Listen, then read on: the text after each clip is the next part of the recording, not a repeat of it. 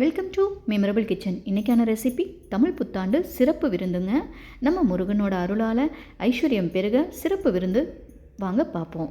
இன்றைக்கி என்னென்ன ரெசிபி பண்ணியிருக்கோன்னு பார்க்கலாங்க. பீட்ரூட் பொரியல், கேரட் பீன்ஸ் பொரியல், கடலப்பருப்பு போட்டு முட்டைக்கோசு கூட்டு, 7 வகை காயை வச்சு அவியல் பண்ணியிருக்கோங்க. 7 வகை காய் நீங்கள் சேர்த்துக்கிறது ரொம்ப நல்லதுங்க. ஏன்னா அது ஐஸ்வர்யம் பெருகும். ரெண்டாவது வாழைக்காய் வறுவல் பண்ணியிருக்கோம். கடலப்பருப்பு வடைங்க, பாயாசம், வெள்ளை சாதம், வெண்டைக்காய் புளிக்குழம்பு, அப்பளம், சாம்பாருங்க, முருங்காய், கத்திரிக்காய், உருளைக்கிழங்கு போட்டு சாம்பாருங்க, ரசம், தயிர், வாழைப்பழம். இந்த மாதிரி நம்மளால் முடிஞ்ச அளவுக்கு நம்ம சைவ விருந்து பண்ணியிருக்கோம். ஸோ உங்கள் வீட்டில் உங்ககிட்ட என்ன பண்ண முடியுமோ அதை நீங்கள் பண்ணி பாருங்கள். இல்லை எல்லாமே பண்ண முடியும் அப்படின்னா கண்டிப்பாக எல்லாமே பண்ணுங்கள். வருஷத்துக்கு ஒரு முறை நம்ம வீட்டுக்கு ஐஸ்வர்யம் பெருகிறதுக்காக நம்ம பண்ண வேண்டிய ஒரு விஷயங்க. காலை நேரம் ஒரு 10:30 மணிக்கு ராகு காலம் ஆரம்பிக்குது. அதுக்குள்ளே நீங்கள் எல்லாருமே சாமி கும்பிட்ருங்க. ரொம்ப விசேஷமானது.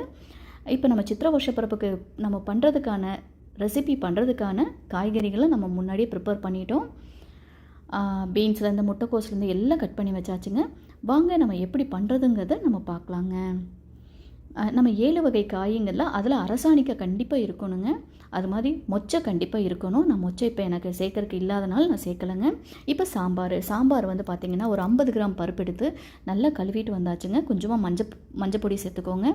சீரகம் சேர்த்துக்கலாங்க. தக்காளி, ஒரு பெரிய தக்காளி ஆட் பண்ணிக்கலாங்க. 2 பச்சை மிளகாய், கொஞ்சமாக கொத்தமல்லி. தண்ணி ஊற்றிக்கோங்க. தண்ணி ஊற்றி நல்லா குழைய வேக வச்சுக்கலாங்க. இது ஒரு 4 விசில் விட்டுக்கலாங்க.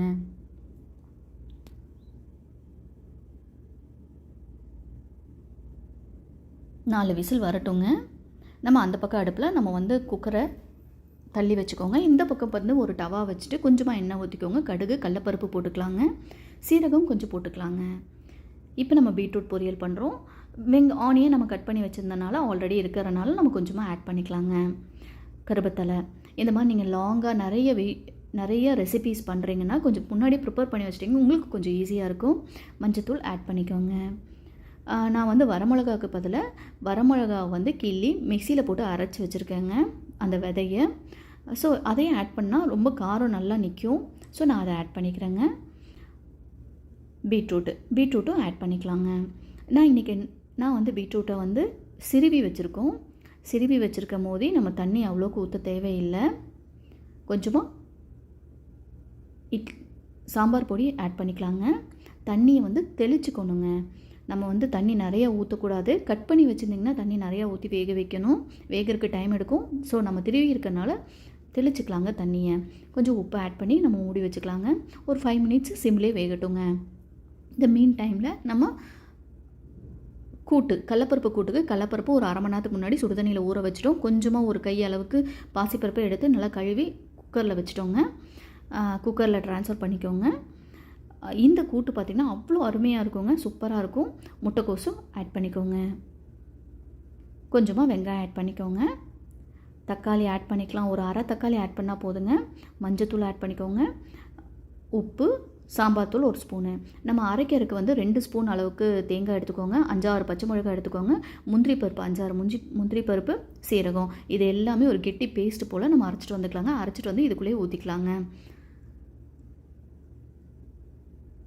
பிகினர்ஸ் எல்லாம் முட்டைக்கோஸ் கூட்டு பண்ணுறது அவ்வளோ ஈஸிங்க. மெயின் டைமில் நம்மளுக்கு பொரியல் ரெடி ஆயிடுச்சு. அந்த பொரியலுக்கு 2 ஸ்பூன் தேங்காய் திருவலை போட்டு நல்லா வதக்கி விட்டுக்கோங்க. இப்போ பொரியலை ட்ரான்ஸ்ஃபர் பண்ணி வச்சுக்கலாங்க. நம்ம தேங்காய் அரைச்சிட்டு வந்ததை இதில் ஆட் பண்ணிக்கலாங்க. ஆட் பண்ணியாச்சு. நல்லா எல்லாமே ஈவனாக கிளறி விடுங்க.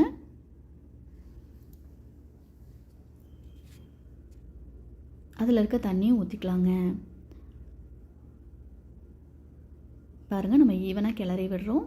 ஈவனாக கிளறி விட்டுட்டு இன்னும் கொஞ்சம் தண்ணி வேணும்னா ஆட் பண்ணிக்கலாங்க. தண்ணி ரொம்ப ஆட் பண்ணக்கூடாது.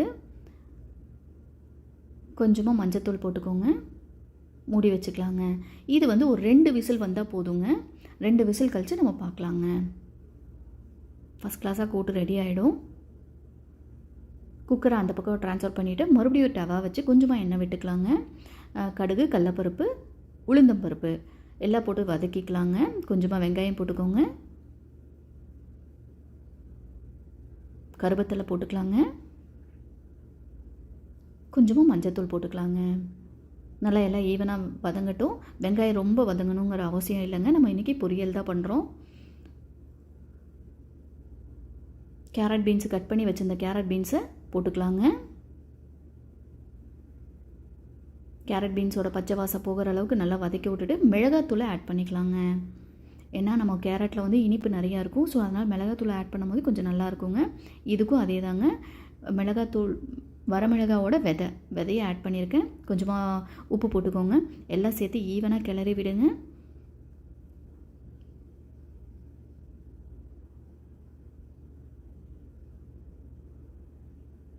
தண்ணி ஆட் பண்ணிக்கலாங்க. காய் வேகிற அளவுக்கு தண்ணி ஊற்றிக்கோங்க.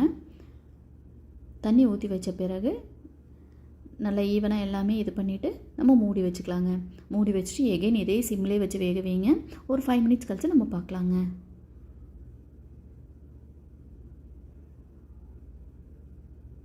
அது அந்த பக்கம் ட்ரான்ஸ்ஃபர் பண்ணிக்கலாங்க. கேரட் பீன்ஸ் பொரியலை இந்த பக்கம் நம்ம ஆல்ரெடி பருப்பு வெந்துருச்சு. இப்போ வந்து சாம்பார் ரெடி பண்ணுறோம். சாம்பாருக்கு கொஞ்சமாக எண்ணெய் விட்டுக்கலாங்க.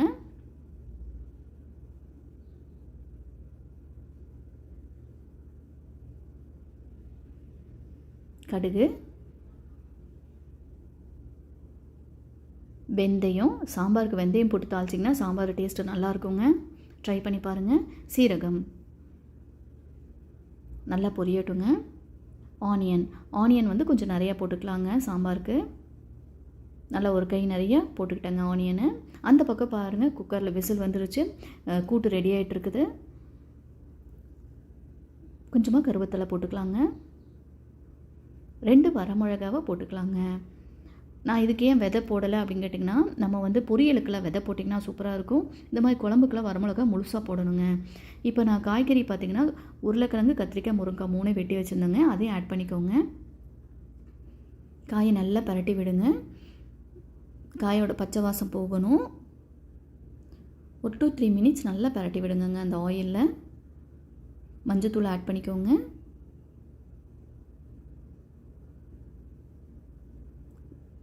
கொஞ்சமாக உப்பு ஆட் பண்ணிக்கலாங்க. உப்பு ஆட் பண்ணிட்டிங்கன்னா டக்குன்னு காய் வெந்துடும். சாம்பார் தூள் 2 ஸ்பூன் நிறையா போட்டுக்கலாங்க. மிளகாத்தூள் 1 ஸ்பூன் போட்டுக்கலாங்க. கரெக்டான மெஷர்மெண்ட்டு. ஸோ இதே மாதிரி ட்ரை பண்ணி பாருங்கள்.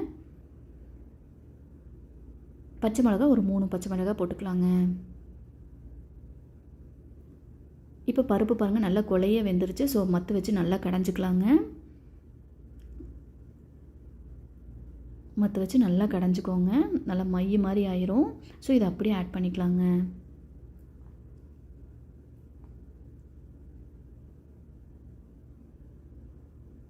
நல்லா ஈவனாக கிளறி விடுங்க. அப்புறம் அந்த பருப்பு வெந்த இதிலே வந்து கொஞ்சம் தண்ணி ஆட் பண்ணி அதையும் ஆட் பண்ணிக்கலாங்க. இப்போ சாம்பாருக்கான அவங்கவுங்களுக்கு தேவைப்படுற அளவுக்கு தண்ணி ஊற்றிக்கலாங்க. இப்போ சாம்பார் சிலவங்க கெட்டியாக சாப்பிடுவாங்க, சிலவங்க கொஞ்சம் தண்ணியாக கூட சாப்பிடுவாங்க. ஸோ அதுக்கு தகுந்த மாதிரி நீங்கள் வந்து தண்ணி ஆட் பண்ணிக்கோங்க. எங்களுக்கு இந்த அளவுக்கு போதும். ஸோ சாம்பாருக்கு நான் ஓரளவுக்கு தான் தண்ணி ஆட் பண்ணியிருக்கேங்க. நல்லா வெந்து வரும்போது சரியாயிடுங்க. இப்போ எல்லாமே பண்ணிட்டோம். சாம்பாரை தூக்கி மறுபடியும் அந்த சைடு வச்சுட்டோங்க. இப்போ கேரட் பீன்ஸ் பொரியலை இந்த பக்கம் வச்சுருக்கோம். பாருங்கள், கேரட் பீன்ஸ் பொரியல் வெந்துருச்சு. சாம்பார் நல்லா ஒரு 2 கொதி வரட்டுங்க. நல்லா கொதி வந்த பிறகு நம்ம வந்து புளியை வந்து கரைச்சி ஊற்றணும். புளி கொஞ்சமாக ஊற வச்சுருந்தோம். நெல்லிக்காய் சைஸில் புளிங்க நல்லா கரைச்சிட்டு வந்துட்டேன். இப்போ ஊற்றிக்கலாங்க. அவ்வளோதாங்க. சாம்பாருக்கான ப்ரிப்ரேஷன் முடிஞ்சிச்சு. அது கொதிச்சு நல்லா வேகட்டுங்க. இந்த மெயின் டைமில் கேரட் பீன்ஸ் பொரியல் ரெடி ஆகிடுச்சு. 1 ஸ்பூன் தேங்காய் திருவலை போட்டு நல்லா பரட்டி எடுத்துக்கலாங்க. அவ்வளோதான். இதையும் ட்ரான்ஸ்ஃபர் பண்ணி வச்சிடலாங்க. கேரட் பீன்ஸ் பொரியலும் ரெடி ஆகிடுச்சுங்க.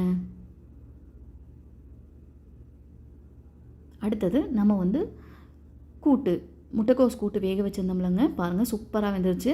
தண்ணியெல்லாம் எதுவும் நிறையா இல்லை, ஓரளவுக்கு தான் இருக்குது. இப்போ முட்டைக்கோஸ் கூட்டுக்கு வந்து இந்த மாதிரி கடலப்பருப்பு முழுசாக இருந்துச்சுன்னா நல்லா இருக்குங்க. சாப்பிட்றதுக்கு ரொம்ப நல்லாயிருக்கும். உங்கள் வீட்டில் ட்ரை பண்ணி பாருங்கள். முட்டைக்கோஸ் கூட்டை நம்ம வறுத்துக்கலாங்க. தாளித்து விட்டுக்கலாம். கொஞ்சம் எண்ணெய் ஊற்றி 2 வரமிளகா, கொஞ்சம் கடுகு, கருவேப்பிலை எல்லாத்தையும் போட்டு தாளித்து அதில் கொட்டியாச்சுங்க. இப்போது முட்டைக்கோஸில் வந்து கொஞ்சம் தண்ணி இருக்குது, அதனால் கொஞ்சம் கெட்டி ஆகணும். இதே அடுப்பில் கொஞ்சம் நேரம் கெட்டி ஆகட்டுங்க. மீன் டைம் ரசத்துக்கு 3 தக்காளி எடுத்திருக்கேன், 3 அரை தக்காளி எடுத்திருக்கேன். நல்லா ரசத்தை தக்காளி நல்லா கரைச்சிட்டு வந்தாச்சுங்க. புளியும் ரசத்துக்கான புளியும் கரைச்சி ஊற்றியாச்சுங்க அதில். இப்போ மிளகு, சீரகம், வெந்தயம், கடலப்பருப்பு நல்லா அடிச்சுக்கோங்க. நல்லா தட்டியாச்சுங்க.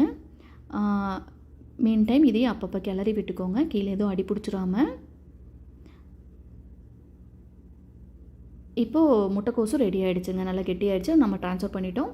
இப்போது நம்ம அந்த ரசத்துக்கு 3 பச்சை மிளகாவை ஆட் பண்ணியிருக்கோங்க. பச்சை மிளகாவும் பூண்டும் 4 ஆட் பண்ணியிருக்கோம். இதோட இது விதையும் சேர்த்து ஆட் பண்ணிக்கோங்க. நல்லா தட்டி எடுத்துக்கோங்க. இந்த ரசம் ரொம்ப சூப்பராக இருக்கும். நீங்கள் ஒரு டைம் ட்ரை பண்ணி பாருங்கள், கண்டிப்பாக எகெயின் ட்ரை பண்ணுவீங்க. இப்போ மீன் டைம் பார்த்திங்கன்னா நம்மளுக்கு சாம்பாரும் நல்லா காயெல்லாம் வெந்துருச்சு.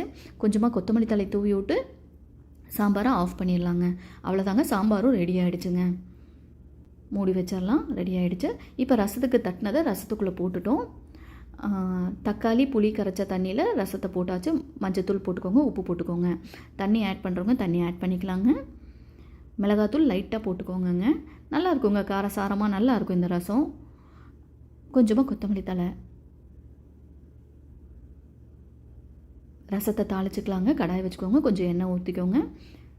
வெந்தயம் போட்டுக்கோங்க, சீரகம் போட்டுக்கோங்க. அந்த ரசத்தை கலந்து வச்சுருக்க ரசத்தை அப்படியே அதில் ஆட் பண்ணிக்கலாங்க.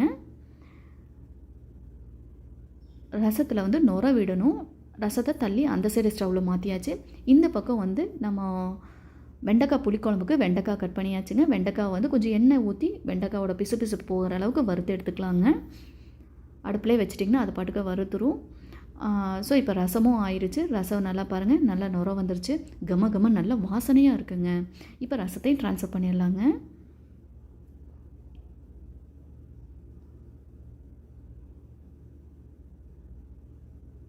பாருங்கள், வெண்டைக்காவும் நல்லா வதங்கிருச்சு.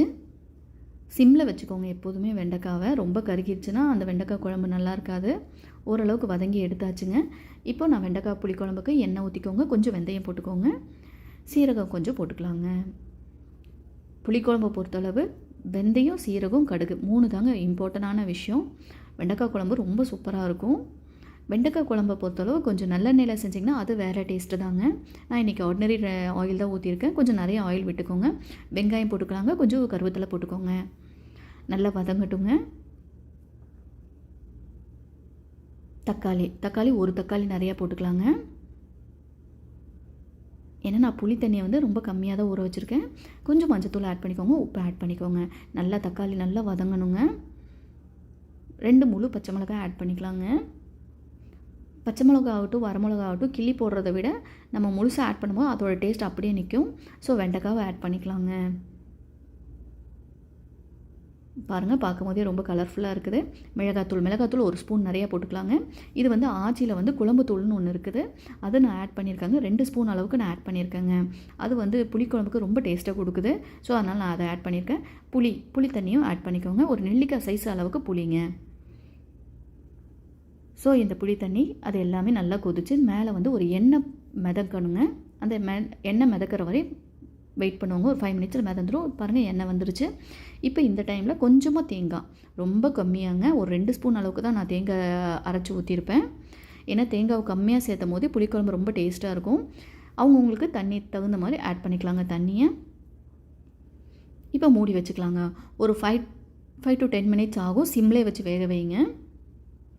இப்போ அடுத்தது வந்து அவியலுக்கான அரைக்கிறதுக்கான விஷயம் வந்து ஒரு 4 ஸ்பூன் அளவுக்கு தேங்காய், சோம்பு, 1 கிராம்பு, 1 பட்டை, 1 லவங்கம், 1 ஏலக்காய், 6 பச்சை மிளகாய், 6 முந்திரி எல்லாம் மிக்சியில் போட்டு ஒரு நல்ல கெட்டி பேஸ்ட்டாக அரைச்சிட்டு வந்துக்கோங்க. ஒரு டவா வச்சுக்கோங்க, எண்ணெய் ஊற்றிக்கோங்க. பட்டை, கிராம்பு, ஏலக்காய், பிரிஞ்சி இலை, கல்பாசி எல்லாமே போட்டுக்கலாங்க. கொஞ்சம் சோம்பு போட்டு நல்லா தாளிச்சிக்கலாங்க. வெங்காயம் வந்து இதுக்கு கொஞ்சம் கூடுதலாக போடணும். 1 கப் நிறைய வெங்காயம் போட்டுக்கோங்க. மெஷர்மெண்ட்டில் பார்த்தோம்னா 2 சைஸ் வெங்காயம் சொல்லலாம். நல்லா வதக்கிக்கலாங்க. நல்லா பொன்னிறமாக வதக்கிக்கலாங்க. இஞ்சி பூண்டு பேஸ்ட் இருந்தால் இஞ்சி பூண்டு பேஸ்ட் 1 ஸ்பூன் சேர்த்துக்கோங்க. நான் இன்றைக்கி பேஸ்ட்டு போடாமல் தட்டி சேர்த்துருக்கேங்க. 1 துண்டு இஞ்சி, 3 துண்டு பூண்டு நல்லா தட்டி அதில் ஆட் பண்ணிக்கோங்க. இதுலேயும் விதை சேர்த்துருக்கேங்க. இது வந்து வரமிளகா விதை சேர்த்துருக்கேன். வரமிளகா கிள்ளி போடுறது வரை இந்த விதை சேர்த்தும் போது காரம் நல்லா நிற்கும். ஸோ அதனால் அதை சேர்த்துருக்கேங்க. இப்போ நான் காய் பார்த்திங்கன்னா அவரைக்காய், முருங்கைக்காய், கொத்தவரங்காய், அரசாணிக்காய்,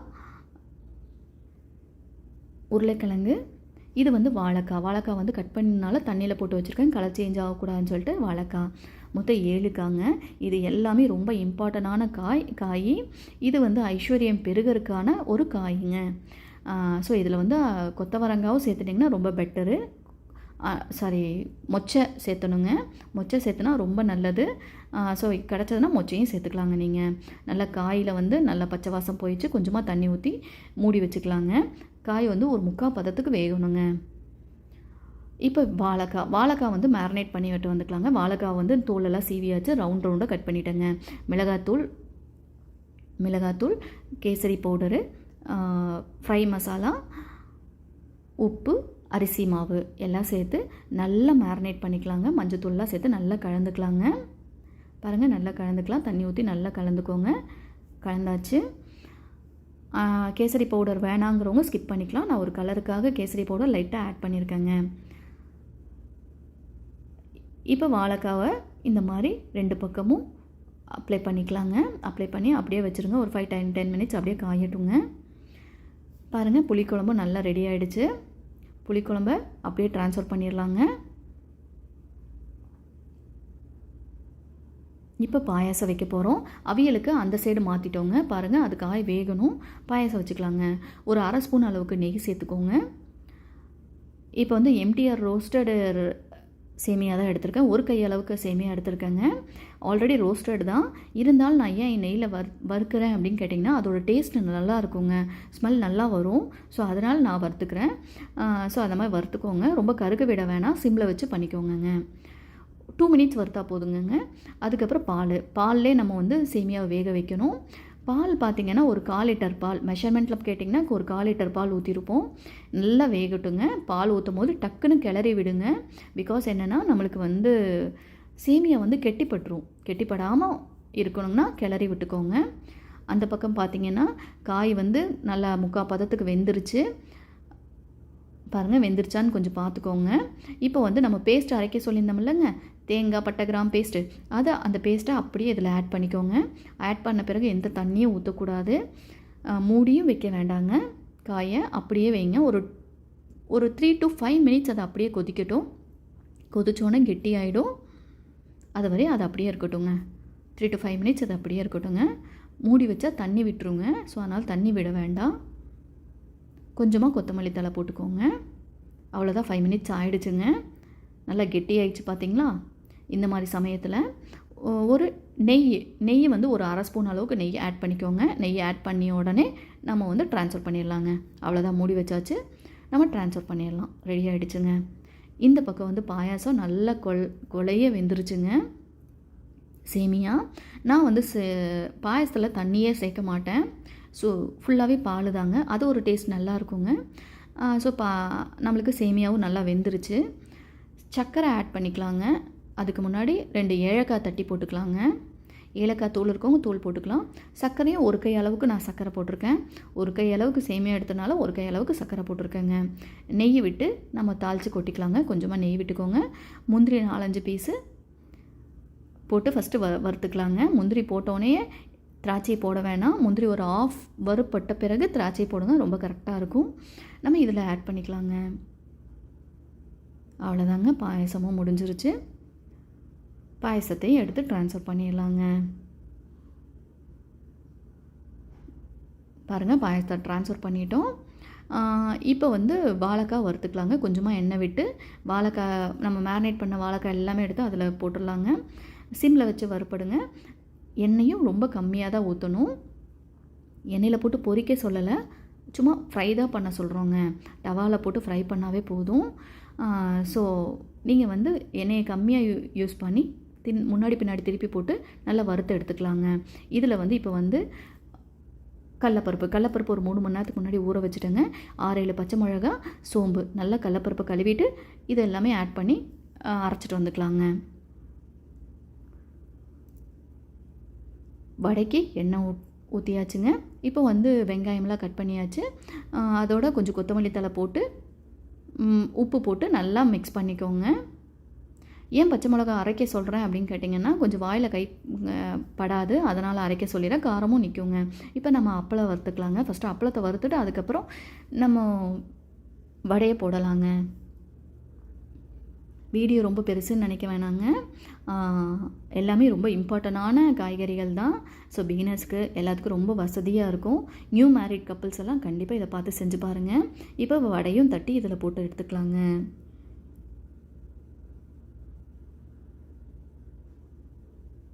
அவ்வளோதாங்க. வடையை நல்ல பால் மாதிரி ஒட்டிக்கோங்க. அதிலே நம்ம கட்டை விரலை வச்சு அப்படி அப்படியே அமுத்தி நம்ம வடை போட்டு எடுத்துக்கலாங்க. இன்றைக்கி ரெசிப்பியில் பாயாசம், வடை, அப்பளம், 5 வகை கூட்டு பொரியல், மொத்தம் 14 ஐட்டம் நம்ம பண்ணியிருக்கோங்க.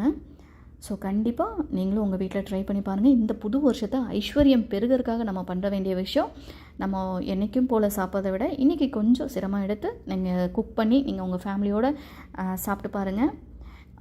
செல்வம் செழிப்போட எல்லோரும் வாழணுங்கிறதுக்கு வாழ்த்துக்கள்ங்க. ஸோ நம்ம வடையை 2 பக்கம் திருப்பி போட்டுக்கலாம்.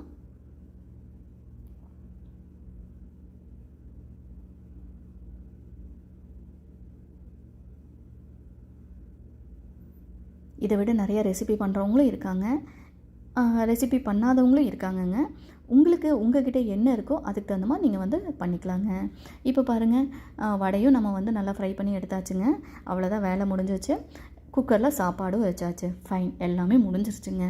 இப்போ என்னென்ன பண்ணியிருக்கோன்னு கேட்டிங்கன்னா, சாப்பாடு, சாம்பார், ரசம், வெண்டைக்காய் புளிக்குழம்பு, முட்டைக்கோசு கூட்டு, கேரட் பீன்ஸ் பொரியல், பீட்ரூட் பொரியல், வாழைக்காய் வறுவல், பாயாசம், வடை, அப்பளம், இந்த மாதிரி நம்ம செலிப்ரேட் பண்ணியிருக்கோங்க. இந்த மாதிரி நம்ம சாப்பாட்டுக்கு செஞ்சுருக்கோம். ஸோ நீங்கள் 7 வகை பழங்கள் வச்சுருக்கோங்க. ஸோ உங்கள் வீட்டில் இதே மாதிரி ட்ரை பண்ணி பாருங்கள். உங்களுக்கு ரொம்ப பிடிச்சிருந்தா ஷேர் பண்ணுங்கள். இன்னும் ரொம்ப பிடிச்சிருந்தா சப்ஸ்கிரைப் பண்ணுங்கள். தமிழ் புத்தாண்டு நல்வாழ்த்துக்கள். Once again thank you for your supporting.